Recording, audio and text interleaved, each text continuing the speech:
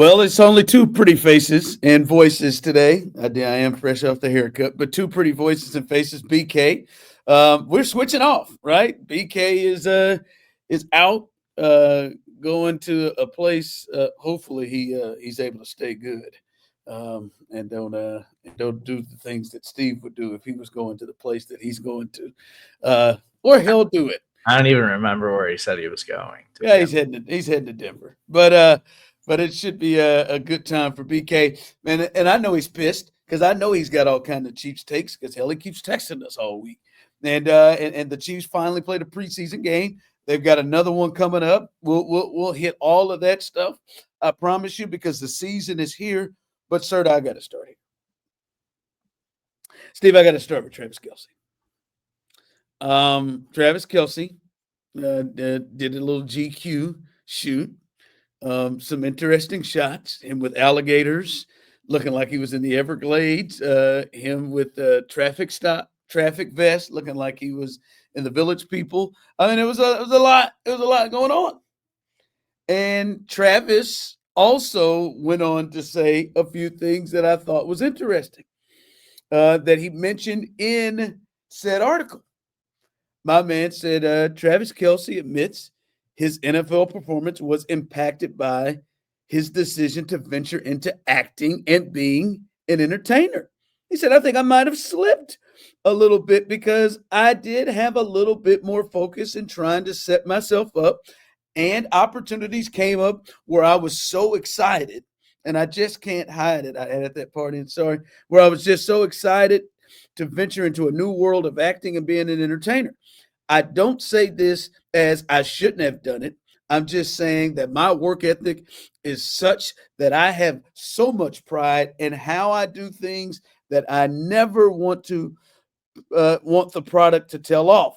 And I feel like these past 2 years haven't been to my standard. I just have such motivation to show up for my guys this year. So shout out to Travis Kelce. And I just would like to say, Steve, I think Travis is lying to himself. I think Travis is lying to himself. I think he is lying to Kansas City. I think he's lying to Patrick Mahomes. I think he's lying to Andy Reid. And I'm not even mad at him about it. Steve, I do think maybe he could have been more focused. Maybe there's some things there.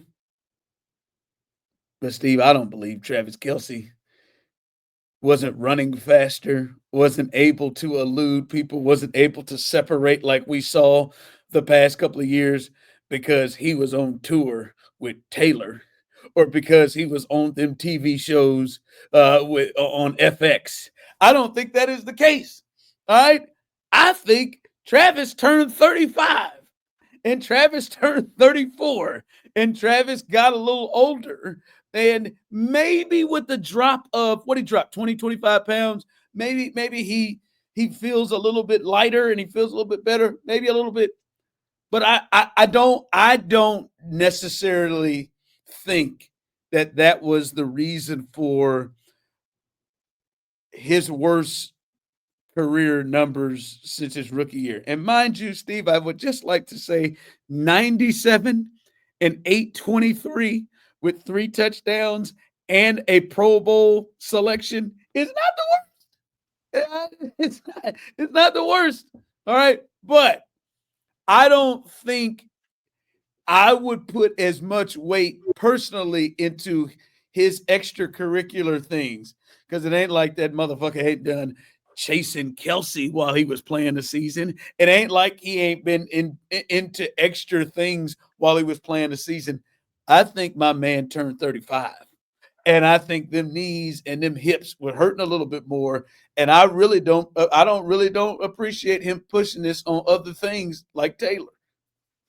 I mean, I'm surprised that this is your take on this. Is that no? I'm not willing to admit that maybe he was doing too much. That Travis Kelce openly admitting that it's like no, he's just 35, and maybe he just doesn't want to admit that he's getting old, and it's going to be hard for him to play at the Hall of Fame caliber level that he's used to playing at, which again, yeah, his season for a tight end last season was really good.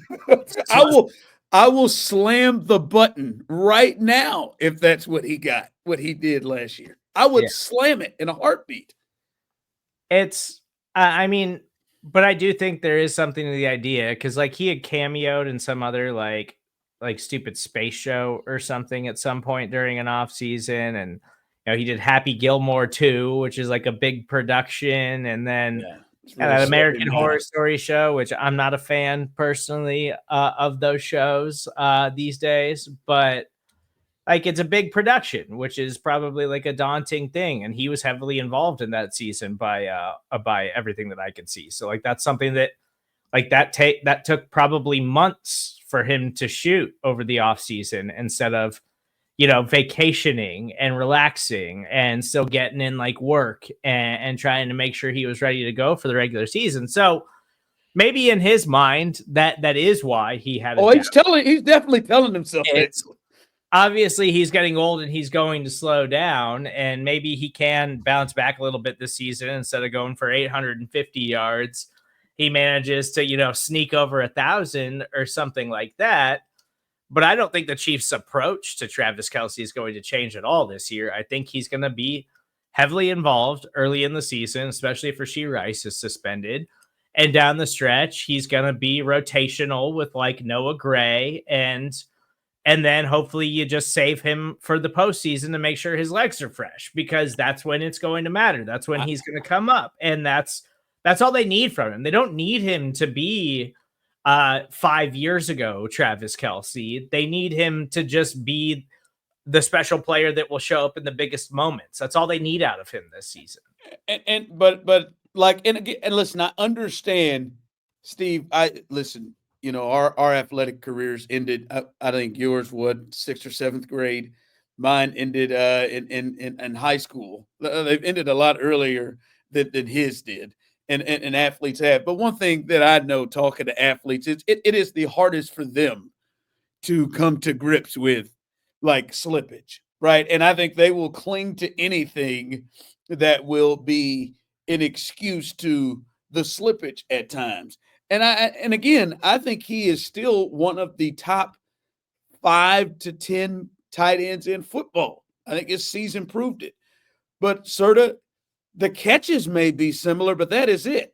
I mean, you said 5 years ago, hell, 2 years ago, 2022, he goes for 110 receptions for almost 1,400 yards, over 12 yards of reception and 12 touchdowns, right? That's the most touchdowns he's ever had in a season. He's not that.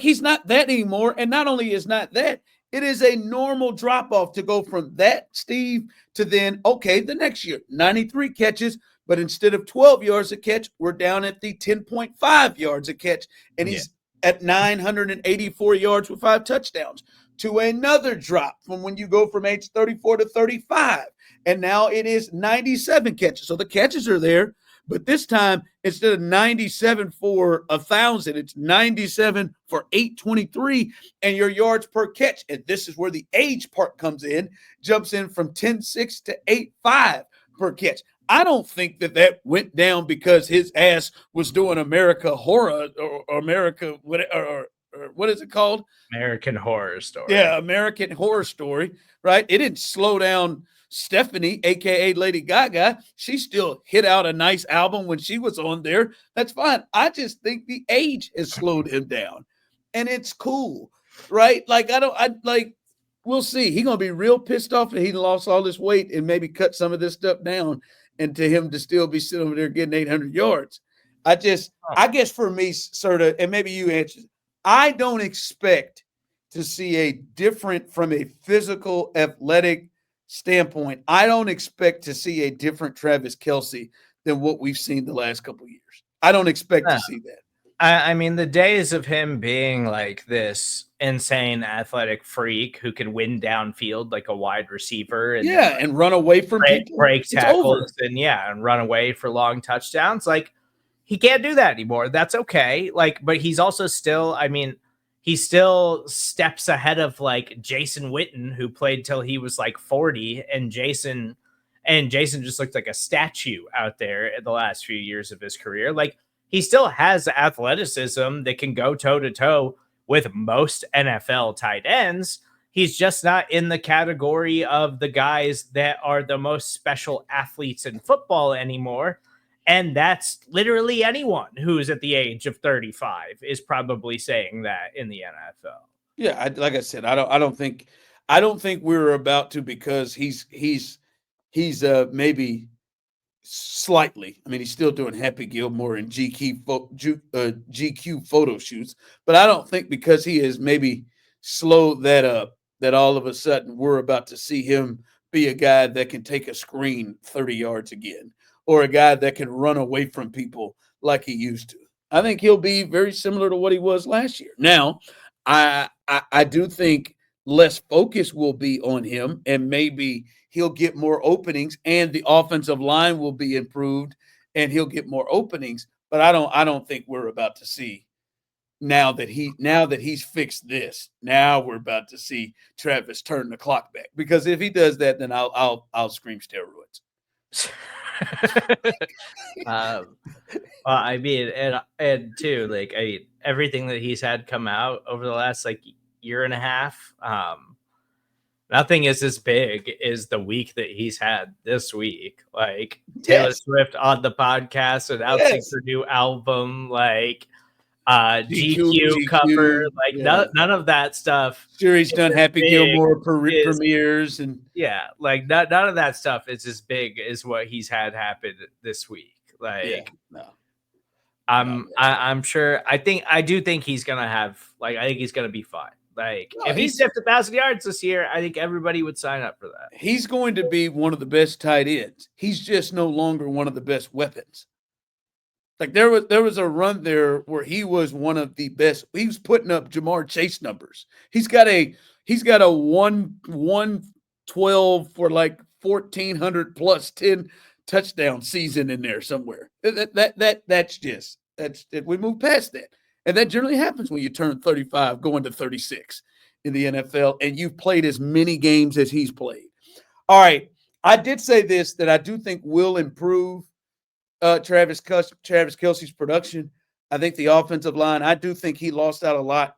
And I think in the first preseason game against the Cardinals, and I think in every game until this season starts, that is going to be the big focus, because there's a big part in the thought that, along with certain injuries, that was a killer for this team and prevented them from winning 3 straight Super Bowls. And I will say this, Steve. One, I was surprised that Jawan Taylor, especially with the knee stuff going on turf and stuff in Arizona, I was a bit surprised that he went and started in this game, but he did. Went out there and started the first series when they got a turnover and went down there and scored a touchdown. And then he comes out. But I will say I liked, for the most part, we didn't see a lot, right? They went out, with the exception of Jawan Taylor. Then Jalen went in and played right tackle for him in the next series. But they went out there, the starting offensive line, for the most part, got 2 series. And I think my biggest takeaway is their floor is incredibly high, far higher than it was last year. Like, the worst it can get appears to be far higher than it was last year. And I guess, to get into more understandable terms, they ass ain't gonna just be a mess. Like, I am comfortable already seeing what we've seen in camp and seeing in that first. They're not just going to be a mess. I think Josh Simmons is going to have his ups and downs as a left tackle in this league, but you can clearly see Buddy's got everything that you would need from a left tackle position, and it feels like we're going to look back in about 2 to 3 years and say that in this next part of Mahomes' career, that is the best left tackle that he has had, the best left tackle he's had in his career, better than Fisher, better than Brown. So I do like what you see there, and I think that is just the big thing across the board. Serda, is it doesn't look like it is going to be a dumpster fire, or at times what we watched last year, just you can't do nothing. You can't do nothing with it, and you have to completely change the way that Andy Reid wants to call games and the things that they want to do. So I think that's the first step for me after that first game. Yeah, I mean, Josh Simmons looked good, like he looked the part. And we'll see how things go on Friday night. But they're expected to play. And I hopefully we get a little bit of a longer look at Josh Simmons because he looked great, I thought. We know what they have in Creed and Trey, and I think we know what they have in Jawan. Yeah, we know what they got in Jawan. It's the left side. It's the question really at this point is like there's going to be some growing pains with Josh Simmons inevitably because he's a rookie player, but it's really Kingsley who had some poor moments against the Cardinals, but I think he also had some okay moments. It's just that when it looks bad, it looks really bad with Kingsley.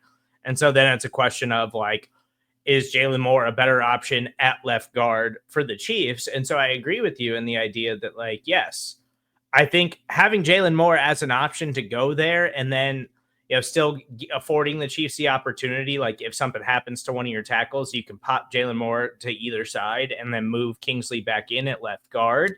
Like that gives you more flexibility than you've had at any point over the last 2 seasons with your offensive line. And it does feel like at the very least, they can be adequate this season, which is a game changer for the offense overall. Well, I mean, sort of that's really, if we're being honest, except for maybe a couple years there, I think that's what they've been. Like they've been adequate, maybe like average to maybe slightly above average or slightly below average. Last year was just a moment you couldn't do shit with it. This year, it feels like we're getting close to that with the possibility of being really good. Because I think you have the best center in the game. I think you have a top 5 guard in the game, right? And then Josh Simmons has everything you need. And Kingsley, like, listen, Steve, Kingsley, you can't get your ass kicked on a blitzing linebacker like that. That's I believe when you say poor moments, that's the one that comes to mind.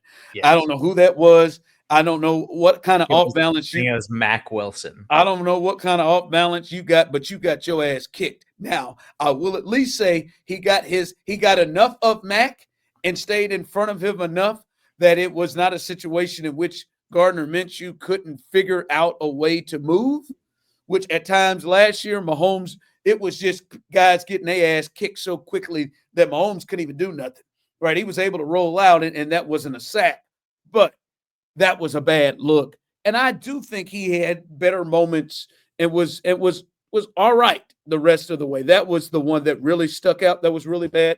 Now, Mahomes was in there. I thought he got good push. I thought he was good, and I liked what I saw there. But Kingsley is clearly, to me, the most concerning, even though the rookie is out there. This is a position that he has not played a lot in his career.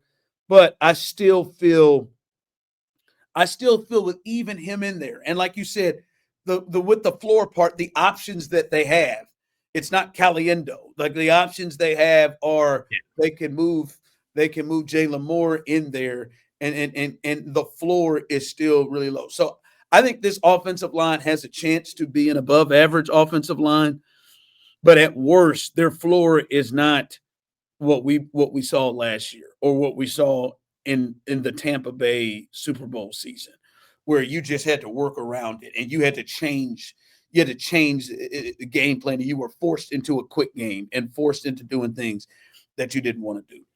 All right, you spoke of, right, the offensive line in this game in Seattle. They're supposed to go, right? They're supposed to go and hopefully go a couple of series and multiple times in this game. I'm not going to lie to you, Steve. I got excited when I saw this. I saw you hit me up, our guy Pete Sweeney. I saw him posted that Andy said, not sure if Patrick Mahomes actually will play on Friday night against Seattle. Maybe even Kelce, right? I almost had a tear in my eye when I heard that. Like this was the one where I'm thinking, all right, they're going to play about a quarter and a half. Let's just get through this bitch. Let's get through this good. Like let's not have any Hollywood Brown situations happen. Let's not have any other things. Let's get through this thing. Really, the only people that I give a rip to see are the offensive linemen, and let's go. And now to hear, if he's saying that unlikely, that means the dudes ain't playing. If he says that, and to me, I love it. I agree with the move. I think it is the right thing to do. To me, there is they're getting enough in practice, and there is no need for me that we need to see them out there. And I know there's a lot of thought that the Chiefs are always really, really good at the start of the season in September and October, and they seem to be ready to go before others. And maybe this will get in the way of that. I don't think that. I don't think so. I don't think their practice habits have changed.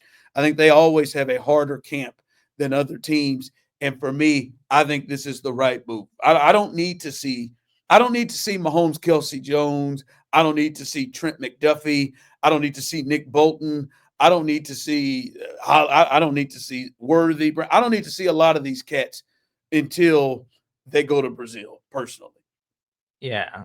And I'm fine with it too. Like it would be nice to see the starting offense get a little bit of run before the regular season, but it's not something we absolutely have to see. I like to think that maybe Andy learned his lesson with Hollywood last season, but I also think it's a Hollywood Brown thing.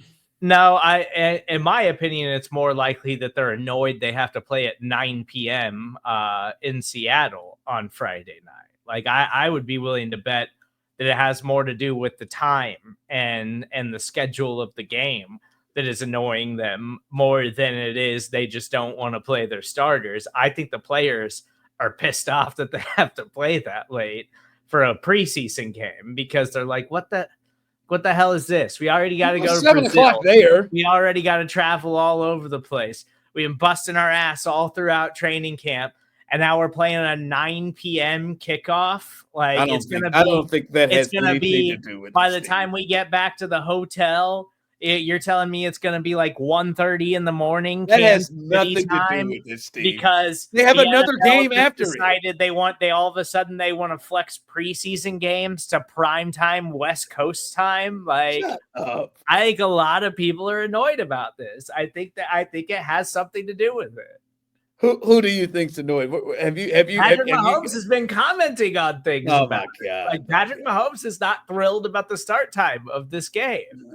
If this was the last preseason game going into Brazil, not to mention they got a week off anyway, they still got to come back to Kansas City, play the Bears at 7 o'clock next week. Like let's calm down. Listen. They may be annoyed by it, but I don't think that the reasoning is F this. We're not playing our starters. We're going away from what we normally do because the start time is at 7 o'clock Pacific time in Seattle, and I don't think that is the case. It's Andy. I think you're pissed. You don't want to stay up. I'm annoyed about it too. My Friday's gonna suck. But Andy did say that it's also an effort to like give Veach and his staff like a longer look at some of the other guys on the roster so they could decide like, hey, if we got to go try to add some depth here or go see if we can find somebody here and there to fill some holes that we think we have, then it's also partially part of that, which I understand that too, because the Chiefs do certainly have some questions that they'd like to have answered in this game. So I think this is much more about on the field stuff and precautions than it is about a damn start time. By the way, Steve, I know that you probably watched the whole Arizona game. I'm not gonna lie, I didn't do a lot of fourth quarter watching of that ball game when the lead dissipated. I did. I recorded a little early, like before the game was quite over, but I was honest about it. I told everyone about it because I was just tired and I had a lot going on. Yeah, I recorded it too, but I ended the watching of it a lot earlier than I would guess you did. Who got you a little loose? Who turned you on? Because you were talking about some names of people that I had last week that I had no intention of watching.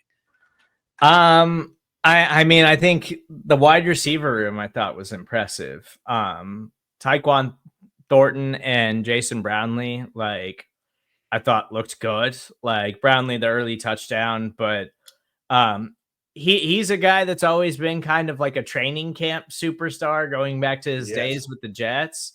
But he's been a little bit banged up, and supposedly this is the first time he's been healthy in a while, and like looked really good in training camp, and he looked good for the Chiefs against the Cardinals. And I thought Thornton did I an thought he looked awesome job. I thought he Like looked really good. I thought he he looked looked really good. yeah, he looked great getting open downfield. Like he looked every bit of what we've seen advertised during training camp. I thought Jalen Royals looked good. I think what was encouraging about Royals is that they were really like looking his way a lot and giving him a lot of targets, even though it didn't like manifest into any like big splash plays. But I thought that overall, like he was able to get open, like he was showing his size and his ability as a player. And and Noel Williams was awesome. Real quick before you get off the receivers, like that receiver group, that room, it is extremely talented, and they're going to let. I don't know if they just look really really good because they're in Kansas City, but they're going to let some really good football players go, and they got some real decisions to make. Because you went through. I mean, obviously we know, well, whatever the Rice situation may allow them to keep somebody. But Rice, Worthy, and Brown, like we know those guys, but Juju's out there, and he brings what he brings to the table. Jalen Royals, he's not getting cut where he got drafted. But you talk about, I don't know how they can let Thornton go. I don't know how that can be a possibility at this point. And then, as you talk about Brownlee, he's out there with the ones, and I know there were injuries, but he's out there with Mahomes, and we've seen him a lot. And then Remigio, BK's guy, he shows what he can do in the kickoff return game, which is a big piece to this team, and could be a big piece of this team. And he got big plays late in the season and in the postseason where he had big returns. And I mean, and so you got guys like Sky Moore that you look at and just think you can forget about it, right? And other cats, but they just got a lot of guys in that room. And early in training camp, it was kind of viewed as like Sky Moore was going to make the team just because of his draft position, but like based off of his play time and role, like Sky Moore's going to get cut. Like he just, I just don't know how you can. You can't.